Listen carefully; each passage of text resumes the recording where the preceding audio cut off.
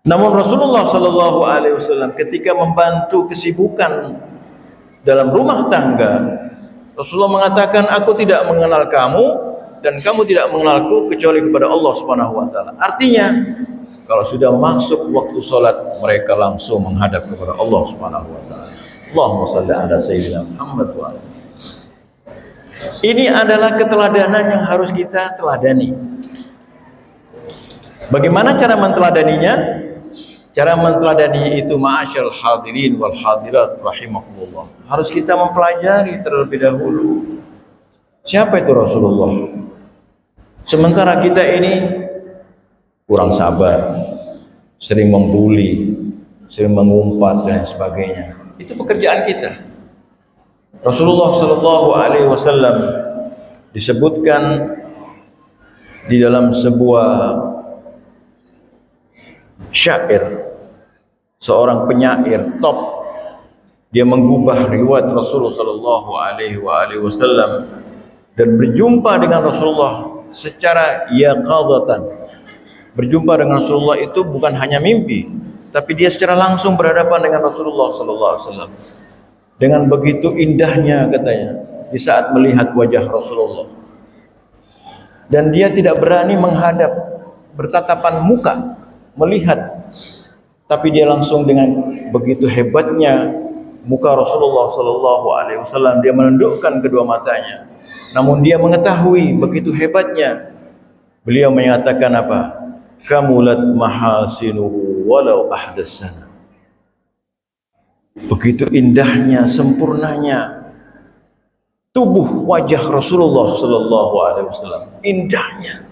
Kamulat mahasinu wala ahdatsana. Sekalipun orang yang mengatakan memuji tokoh-tokoh yang hebat di dunia ini, tapi tidak sama dengan wajah Rasulullah sallallahu alaihi wasallam. Kamulat mahasinu wala ahdatsana lil badri inda tamamihi lam yukhsaf. Sekalipun disifatkan sebuah bulan purnama yang terbit di malam hari begitu terang benderangnya, itu tidak mampu dibandingkan dengan kehebatan Rasulullah sallallahu alaihi wasallam. Wa ala tafannuni wasifihi, berbagai macam manusia mensifati indahnya akhlaknya Rasulullah sallallahu alaihi wasallam. Wa ala tafannuni wasfihi yafna zaman wa fihi ma lam yusaf. Itu pujian-pujian hilang begitu saja. Tapi Rasulullah Sallallahu Alaihi Wasallam sejak dahulu kala, di zaman Rasul hingga pada saat ini, bahkan ketika kita ini dipanggil oleh Allah, tetap orang-orang akan memujinya. Luar biasa. Allahumma salli ala Sayyidina Muhammadin wa ala alihi. Ini salah seorang yang sudah menyaksikan kepribadian Rasulullah Sallallahu Alaihi Wasallam. Nah, kita memperingati Maulidur Rasul Sallallahu Alaihi Wasallam hanya beberapa saat saja, dilakukan setiap tahun sekali. Itu bayangkan duduk sejenak mendengarkan nama Rasulullah Sallallahu Alaihi Wasallam. Kata Rasulullah Sallallahu Alaihi Wasallam, barang siapa yang mendengarkan namaku dimanapun kau berada, kemudian kau menyahutnya dengan bersalawat, Allahumma salli ala Muhammad wa ala ali Muhammad, atau Allahumma salli ala Sayyidina Muhammad wa ala ali Sayyidina Muhammad, engkau akan mendapatkan 10 kebajikan dan 10 ampunan. Bayangkan kalau kita berselawat ini dalam satu hari, berapa kali kita berselawat dengan penuh dan tulus, Allah Subhanahu wa taala akan memberikan keberkahan, keselamatan, kenyamanan, keberkahan dalam hidup ini. Namun banyak orang-orang yang tidak memahaminya tentang selawat itu. Dia katakan bahwa ngapain kamu baca selawat, lebih baik kamu baca Al-Quran. Kenapa? Al-Quran itu kalam Allah, benar. Siapa sih kita tidak membaca Al-Quran? Al-Quran itu pahalanya luar biasa. Tapi yang dimaksudkan di sini berselawat bukan meninggalkan Al-Quran. Selawat itu bagian daripada Al-Quran, dan itu ada bagian-bagian yang sendiri yang hanya diketahui oleh orang-orang yang memahami tentang Al-Quran. Kalau kita sekarang ini Bapak Ibu selalu dibuat keraguan-raguan. Lebih baik kamu membaca Al-Quran. Memang benar kita harus mempelajari Al-Quran.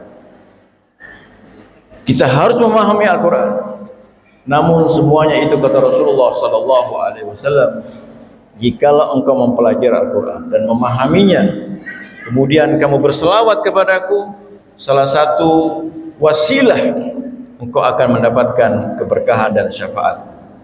Ini jelas ma'asyiral hadirin wal hadirat rahimakumullah. Jadi siapakah ini yang menyebutkannya? Rasulullah sallallahu alaihi wasallam itu mendapatkan perintah dari Allah Subhanahu wa taala. Tadi disebutkan oleh qari kita, la yantiqu anil hawa in huwa illa wahyu. Setiap yang diucapkan oleh Rasulullah sallallahu alaihi wasallam, setiap gerak-geriknya Rasulullah sallallahu alaihi wasallam itu bukan hanya dibuat-buat oleh Rasulullah, tetapi itu adalah wahyu Allah. Wahyu bagaimana? Perintah Allah Subhanahu wa taala.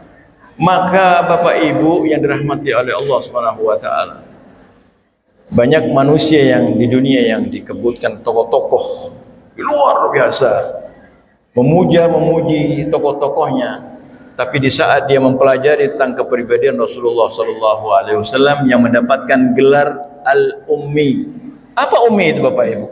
Tidak bisa membaca, tidak bisa menulis. Jadi Al-Quran itu bukan ciptaan Muhammad. Al-Quran itu adalah wahyu Allah Subhanahu wa taala, sehingga mereka itu menyadari bahwa kalam Allah ini. Jadi Al-Quran itu adalah kalam Allah yang disampaikan oleh Rasulullah sallallahu alaihi wasallam, yang tidak dibuat-buat oleh Rasulullah sallallahu alaihi wasallam. Maka di surat Al-Maidah disebutkan, Al-yawma akmaltu lakum dinakum wa atmamtu alaikum ni'mati wa raditu lakumul islama dina.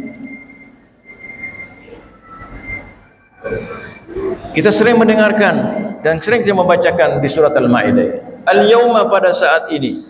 Itu bayangkan kasusnya, peristiwa ayat ini terjadi pada saat itu Rasulullah sallallahu alaihi wasallam di atas unta beliau ini.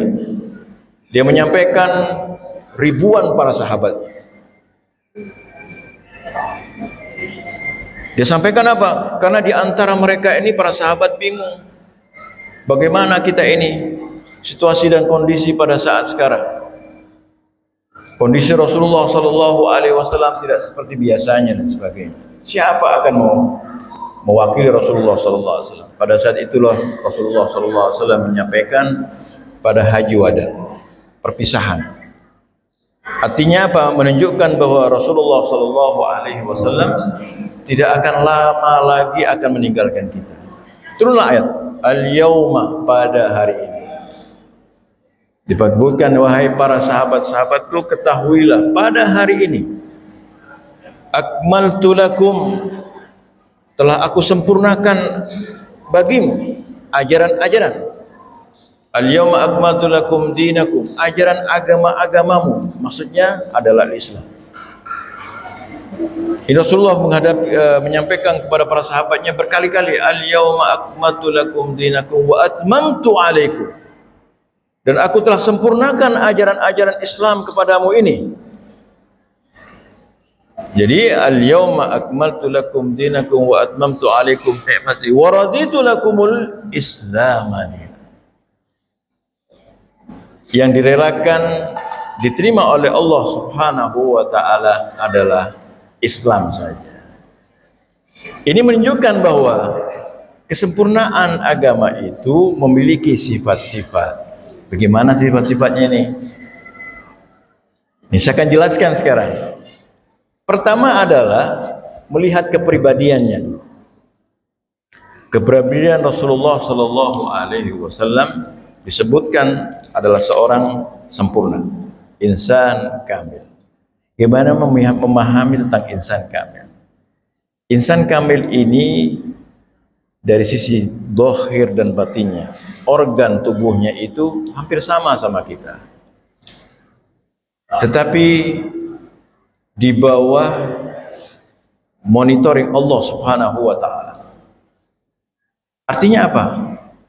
Allah sudah melihat secara langsung, mensupport kepribadian Rasulullah sallallahu alaihi wasallam itu terhindar dari berbagai macam yang akan merusaknya. Tapi yang kebiasaan manusia kerjakan, sakit ya Rasulullah sakit. Lapar, Rasulullah lapar. Ke pasar, Rasulullah ke pasar. Berbelanja. Berjualan, Rasulullah berjualan. Bertanggung jawab terhadap rumah tangga, Rasulullah betul-betul seorang suami yang bertanggung jawab kepada istri-istrinya. Banyak orang mensalah tafsirkan bahwa Rasulullah itu enak sekali beristrikan seorang perempuan konglomerat. Sayyidina Khadijah ini salah satu perempuan yang paling terkaya di kota Mekah. Bapak Ibu dengerin ya. Sayyidina Khadijah ini walaupun dia paling kaya seorang perempuan pada zaman itu, tapi Sayyidina Khadijah tidak berani mengajak Rasulullah, memberikan sesuatu kepada Rasulullah. Kenapa? Karena Rasulullah seorang suami menunjukkan dan dia memberitahukan kepada Sayyidina Khadijah, wahai istriku, engkau memiliki kekayaan. Aku juga seorang pekerja dan memiliki kekayaan. Kekayaanmu yang aku jual belikan kepada masyarakat itu adalah kerjasama aku dengan kamu. Jadi jangan digambarkan bahwa Rasulullah itu tidak mempunyai apa-apa. Jangan ditafsirkan bahwa Rasulullah itu miskin. Tidak. Rasulullah itu bekerja sejak usia 8 tahun, Bapak Ibu.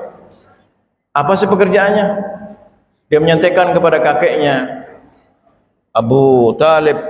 Dia sampaikan bahwa dia melihat pamannya menanggung beban begitu banyak, anaknya banyak, hartanya sedikit. Rasulullah menyampaikan, wahai pamanku, izinkanlah aku untuk bekerja. Pamannya bertanya, apa yang kau kerjakan sekarang? Biarlah aku menjadi seorang pengembala. Pengembala kambing, pengembala unta. Tidak mungkin seusia kamu itu akan mengembala unta. Maka diberikan oleh para sahabat pada saat itu beberapa ekor kambing dibawa oleh Rasulullah SAW. Di pagi hari dibawa ke ladang, rumput-rumput semuanya, di sore hari diantarkan. Dia mendapatkan upah. Melihat perkembangan Rasulullah SAW begitu produktif, dia bertanggung jawab, walaupun aku ditinggalkan oleh seorang ayah menjadi anak yatim, tapi aku bukan orang yang lemah, bukan yang miskin. Dia bekerja.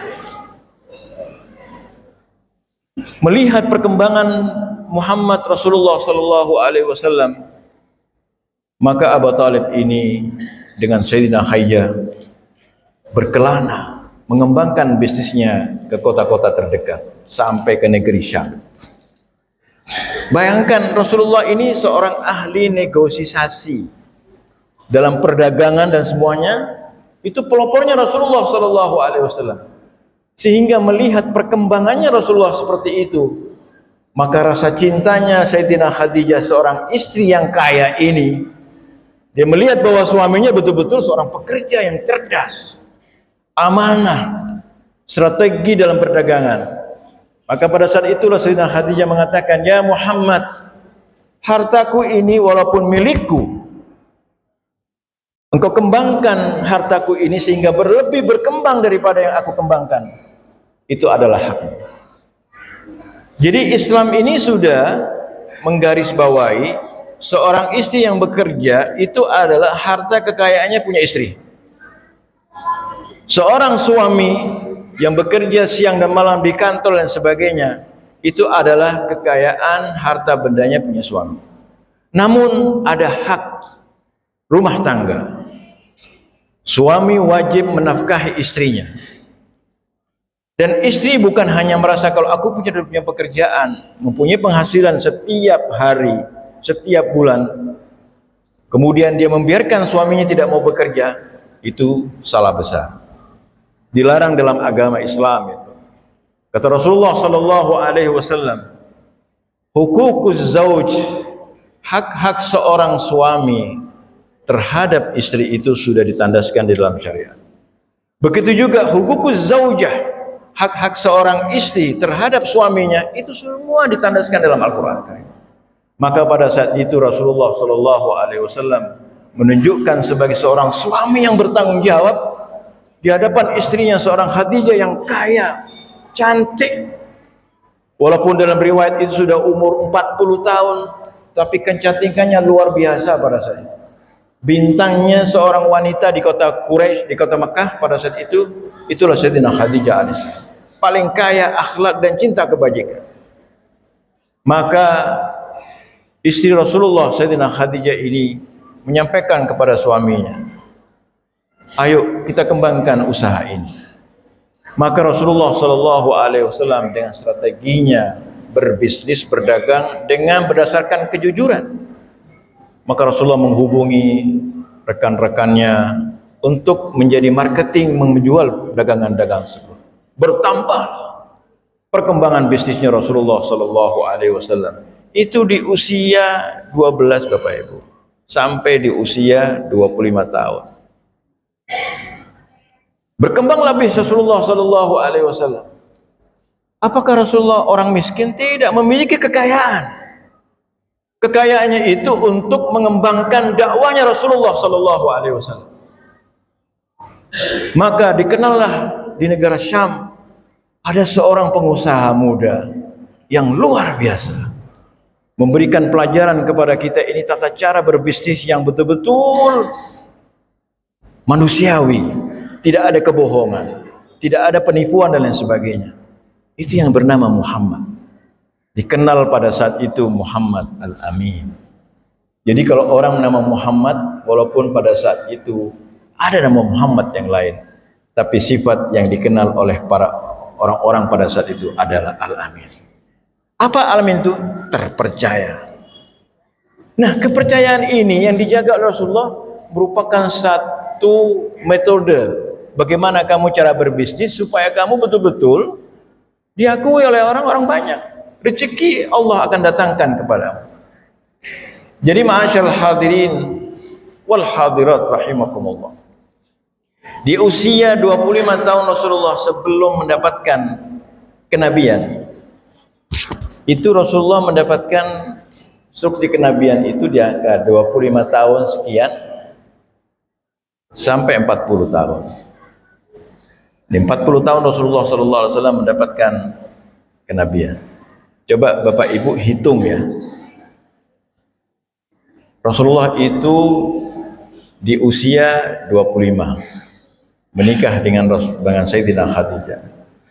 Khadijah pada saat itu di usia 40 tahun. Walaupun dalam sejarah ini berikhtilaf. Namun diberi rezeki oleh Allah Subhanahu wa taala anak keturunan. Salah satu Sayyidina Fatimah Az-Zahra. Putra-putranya di usia muda dipanggil oleh Allah Subhanahu wa taala. Menunjukkan apa? Kalau seandainya aku memiliki putra dipanjangkan usianya, mereka akan menuduh, menganggap bahwa kenabian itu akan diwariskannya kepada putra-putranya. Tapi tidak. Allah Subhanahu wa taala memanggilnya Ibrahim, Qasim dan sebagainya pada usia muda. Namun putri-putri Rasulullah tetap dihidupkan. Rasulullah sallallahu alaihi wasallam berbesanan dengan Utsman bin Affan sehingga mendapatkan gelar Dzun Nurain, mendapatkan dua cahaya. Dua cahaya karena mendapatkan dua putri Rasulullah sallallahu alaihi wasallam. Kemudian Abu Bakar Siddiq, putrinya dinikahi oleh Rasulullah sallallahu alaihi wasallam. Kalau kita melihat dalam kehidupan rumah tangga Rasulullah, dalam kehidupan bisnisnya Rasulullah sallallahu alaihi wasallam, itu lebih panjang daripada kenabian.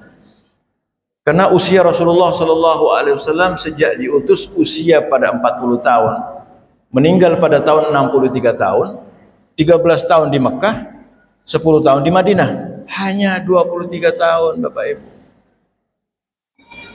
23 tahun Rasulullah Shallallahu Alaihi Wasallam mengemban amanah dari Allah Subhanahu Wa Taala untuk mengislamkan orang-orang kufar Quraisy di Mekah dan di Madinah.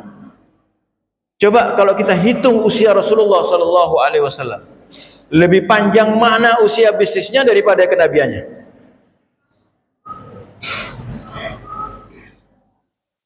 Lebih panjang daripada usaha Rasulullah SAW untuk menciptakan dirinya sebagai manusia yang sempurna. Jadi pendidikan ini betul-betul adalah sangat utama, Bapak Ibu. Dalam tangga rumah tangga ini, Bapak Ibu bertanggung jawab terhadap pendidikan terhadap anak. Tapi di negara kita sekarang pendidikan udah betul-betul musibah, Bapak Ibu. Jadi ma'asyal hadirin wal hadirat, ketika saudara saya ini, teman saya ini seorang non muslim memberikan video tersebut, saya katakan ini orang yang membuat konten bahwa agama-agama di pada saat di akhir zaman ini akan tergerus. Maksudnya itu Islam. Ini orangnya sakit. Sakit kenapa? Dilihat latar belakangnya. Dia ini apa sih backgroundnya? Keimanannya apa sih?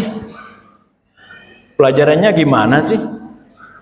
Tapi bagi orang-orang awam pasti terpengaruh. Oh ya benar juga ya. Islam ini mengajarkan kepada kita ini semuanya rasa ketakutan saja. Takut masuk neraka. Kalau kita bermaksiat masuk neraka. Melanggar aturan perintah-perintah Allah kita masuk neraka. Hidup sengsara dan semuanya. Bapak Ibu yang dirahmati oleh Allah Subhanahu wa taala, Islam itu bukan seperti itu. Saya sampaikan kepadanya, kepada teman saya itu, ayolah kita duduk bersama. Kalau kamu ingin mempelajari tentang agama samawi ini, itu berbeda dengan agama wad'i.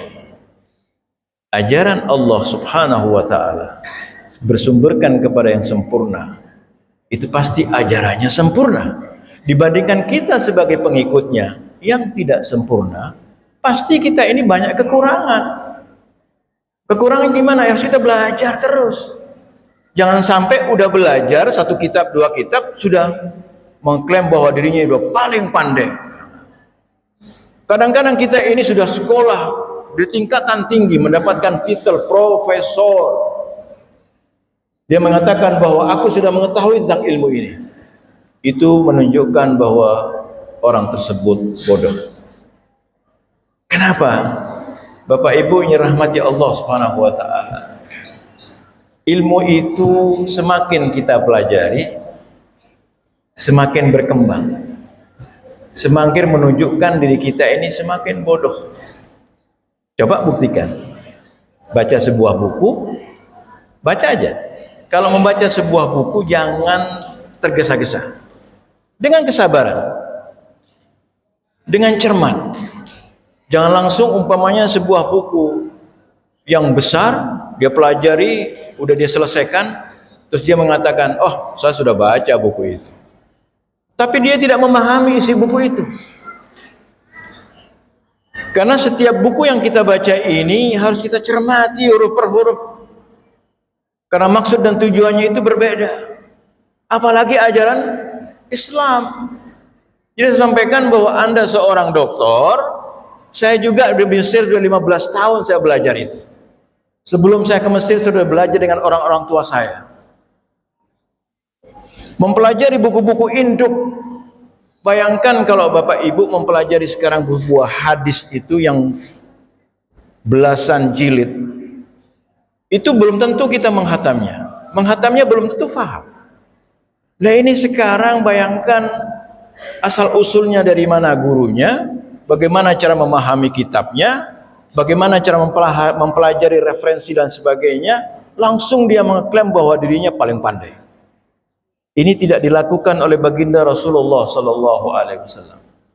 Walaupun seorang nabi, Rasulullah tidak mengatakan paling pintar di hadapan sahabatnya. Suatu ketika Rasulullah Sallallahu Alaihi Wasallam Di siang hari dia ingin menyampaikan kepada para sahabatnya, nih sekarang udah masuk waktu sholat. Disamperi Rasulullah Sallallahu Alaihi Wasallam, wahai sahabatku, kalian ini ada yang ahli pertanian. Para sahabat ini banyak yang ahli tanah. Kalian yang ahli perdagangan di pasar. Kalian yang ahli di bidang perikanan semuanya. Itu adalah bidang kalian. Tetapi tentang hubungan kalian kepada Allah Subhanahu wa taala, aku ingin menyampaikan kepadamu wahai sahabat-sahabatku. Sebentar lagi waktu salat akan masuk. Apa jawaban para sahabat? Ya benar Rasulullah. Aku berterima kasih atas penyampaian. Ini akhlak. Penyampaian Rasulullah, walaupun seorang nabi, dia tidak pernah mengatakan aku paling benar di hadapan kalian. Maka para sahabat pada saat itu merasa tertekun betul-betul, begitu indahnya akhlak Rasulullah SAW. Tidak pernah membuli, tidak pernah mengejek, tidak pernah menjawab, menolak, tidak, kecuali pada saat membaca tasyahud. La ilaha. Rasulullah itu belum pernah mengucapkan la, menolak, kecuali di saat dia membaca tasyahud, baik tasyahudul awal atau tasyahud tsani. Itu bayangkan, kita harus mempelajari Bapak Ibu. Dan ini akhlak Rasulullah. Sebelum kita ngeterapkan kepada orang lain, terapkan kepada diri kita sendiri. Maka ketika kita sampaikan hal-hal seperti itu, nih, kamu tahu nggak? Islam ini bukan langsung dikatakan agama yang sempurna. Pasti orang bertanya, apa sih kesempurnaan Islam itu? Sekarang ini hati-hati loh Bapak Ibu. Sekarang ini banyak ajaran yang selalu diucapkan di hadapan masyarakat, toleransi. Dalam bahasa Arabnya itu tasamuh. Saya menulis sebuah buku masalah toleransi. Saya berikan kepada tokoh-tokoh dan dibukukan. Itu dimuat di media. Ada juga saya wawancara di Metro TV, dan juga Bapak Ibu bisa melihat di Google itu. Nama saya Dr. Muhsin ada, atau Habib Muhsin ada. Keluar saya punya tulisan semua. Kemarin kebetulan saya di hadapan orang-orang yang kebelingan. Duitnya sudah nggak ada batasnya deh. Nggak tahu dari mana uang tersebut. Jabatannya luar biasa. Saya sampaikan kepada mereka, tahu nggak? Saya agama Muslim, Islam. Anda non-Muslim. Apapun agama kamu, saya ukur saya dengan kamu adalah kemanusiaan. Tapi ingat, Islam punya batas-batasnya dan agama lain punya batas-batasnya. Tapi saya tidak akan mengganggu kamu. Itu bayangkan di tempat ini Bapak Ibu, orang mau sholat itu takut, segen. Mau sholat aja itu, udah kadang-kadang kita ini merasa kecil hati, cari tempat sembunyi-sembunyi. Sehingga kita mencari sebuah musola di daerah-daerah yang ramai, pasti tempatnya musola itu di ujung dekat kamar mandi. Situasi kondisinya nggak nyaman. Ini bayangkan saya katakan, tahukah kamu itu? Kamu bisa hidup, kamu bisa sukses. Itu siapa sih? Apa karena dari kepandaian kamu kau sekolah, dari usaha kamu? Tidak. Itu semua dari Allah Subhanahu wa ta'ala yang berikan kepada kamu. Kita dituntut hanya bersyukur kepadanya 5 waktu saja. Jadi gimana? Kalau ingin bersinar, bercahaya kota daerah ini, tegakkan sholat. Alhamdulillah, dipersiapkan orang yang ada tempat sholatnya, sejadahnya. Siapa yang persiapkan? Bukan orang Muslim Bapak Ibu, non Muslim. Sampai dia mengatakan bahwa Habib, saya punya kakak ini seorang muslimah. Memang benar tidak ada orang yang menggerakkannya. Sekarang alhamdulillah, apa yang dilakukan? Yang dilakukan sholat 5 waktu. Mengucapkan dia membaca suatu halaqah salawat nariyah setiap Jumat, berpuasa Senin Kamis. Yang ikut serta siapa? Bukan hanya orang muslimnya, non muslimnya ikut. Nah ini semua strategi bagaimana supaya mereka menyadari bahwa kita ini seorang muslim yang tegas dalam kebenaran. Jangan tegas dalam perbedaan. Kita berbeda hanya sholat subuh berjamaah tanpa pakai kunut, ini nggak pakai kunut udah bertengkar. Setiap masjid baru didirikan pasti bertengkar. Apa sih faedahnya? Nggak ada. Mauludan seperti ini dibilang bid'ah. Capek kita ibu. Saya tanya kepada bapak ibu, capek nggak alami seperti ini? Capek. Merugikan juga tidak, justru merugikan keyakinan kita. Nah seperti ini ma'asyiral hadirin wal hadirat yang harus kita sadari bahwa al-Islam dinul kamil. Islam itu adalah agama sempurna. Agama sempurna itu yang membawa pasti sempurna. Rasulullah Shallallahu Alaihi Wasallam adalah manusia yang sempurna. Bagaimana seorang yang sempurna dari sisi zahir dan batinnya, dari semua sifat-sifatnya, hissiyatan wa ma'nawiyatan. Dari sisi apa yang harus kita lihat itu? Rasulullah Shallallahu Alaihi Wasallam kesempurnaan. Kenapa? Karena Rasulullah itu membawa sebuah amanah yang besar. Membawa muatan yang besar itu harus kendaraannya mampu memuat muatan yang lebih besar juga. Nggak mungkin kita kendaraan hanya mampu membawa muatan 50 kilo atau 200 kilo, dibebani lebih daripada 200. Kira-kira gimana mobilnya? Ambruk. Begitu juga kita sebagai manusia. Kita mempunyai keterbatasan, tapi di sini menunjukkan bahwa Rasulullah Sallallahu Alaihi Wasallam seorang yang sempurna, zahir dan batin dari sisi perilaku dan semuanya. Tidak ada celah kalau seandainya kita ini melihat cari kecelahan Rasulullah Sallallahu Alaihi Wasallam. Maka musuh-musuh Islam selalu mengoreksi Al-Quran bahwa Al-Quran itu banyak yang tercela. Kenapa? Coba nabimu aja mencela orang lain. Abasa wa tawalla, orang buta datang dalam kondisi miskin. Kata Rasulullah Sallallahu Alaihi Wasallam menjawabnya, kamu ini buta dan miskin. Aku sekarang lagi meladeni orang kaya. Itu penafsiran secara Israiliyah. Orang-orang Yahudi yang masuk menafsirkan untuk mengotori Al-Quran tersebut. Ini banyak orang-orang kita yang terpengaruh seperti itu, Pak. Jadi ma'asyiral hadirin wal hadirat rahimakumullah. Jadi Islam ini yang tadi disebutkan khatmul adyan. Maka Muhammadun aba ahadin min rijalikum walakin Rasulullah wa khataman nabiyyin.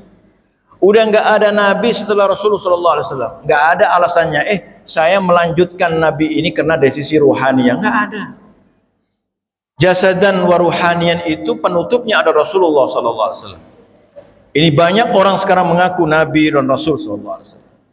Kemudian yang kedua adalah kita ini harus istiqomah. Ad-dinu tam. Ajaran agama itu adalah sempurna. Fa aqim wajhaka lid-dini hanifa. Jadi kalau kita sudah 100% menjadi seorang muslim, menghadap pada Allah Subhanahu wa taala. La tabdila li khalqillah. Ya semuanya adalah fitratullahu alladzi fatara an-nasu 'alaiha. Itu merupakan fitrah. Kita alhamdulillah Bapak Ibu menjadi seorang muslim ini kita bersyukur kepada Allah Subhanahu wa taala. Setiap hari kita harus bersyukur kepada Allah. Dan kita harus memperbarui tauhid kita. Jaddidu imanakum. Kita harus memperbarui dengan kalimat la ilaha illallah. Langsung bersyukur. Tanda syukur kita ini itu merupakan satu pemberian dari Allah Subhanahu wa taala bahwa Allah menyelamatkan kita. Semoga sampai dari akhir hayat badan kita ini hendaklah kita taat salat 5 waktu. La tabdila li khalqillah. Tidak ada yang akan menggantikan fitrah tersebut itu kecuali Allah Subhanahu wa taala. Bukan kita Bapak Ibu. Kita memaksakan seseorang harus taat kepada Allah, enggak bisa dengan pukulan dan sebagainya. Kata Rasulullah sallallahu alaihi wasallam, jika engkau ingin mengajak orang supaya mendapatkan hidayat, bujuklah dia. Bujuklah gimana sih? Seperti pertemuan seperti ini, diberikan hidangan, cicipan dan sebagainya. Kalau sudah pertemuan, berikan kopi dan sebagainya. Pasti dia akan mengatakan, enak ya kalau di Masjid Ittihad nih. Habis sholat kita ada minumannya, ada tehnya, ada kopinya, gratis lagi. Dipersiapkan juga oleh Masjid Ittihad ini apa? Pengobatan gratis lagi. Kenapa? Sekarang itu dengan program pemerintah BPJS memang bagus. Tapi Bapak Ibu ini menjadi BPJS nggak dihormati kelihatannya. Antriannya pendek apa panjang Bapak Ibu? Puas atau tidak? Jangan takut. Artinya kita mengatakan bahwa pelayanan kita dilakukan seperti itu, disiapkan, tapi tidak memberikan kesempurnaan kepada kita. Sehingga kita diberi obat-obat ya di sekedarnya aja. Sakit panas, sakit jantung, dan sakit macam-macam lainnya itu dikasih satu obat saja. Pelayanan seperti ini di zaman Rasulullah Sallallahu Alaihi Wasallam sudah diadakan, Bapak Ibu. Perbedaannya itu dan seperti kita. Jadi ma'asyal hadirin wal hadirat rahimakumullah. Jadi kita harus yakin betul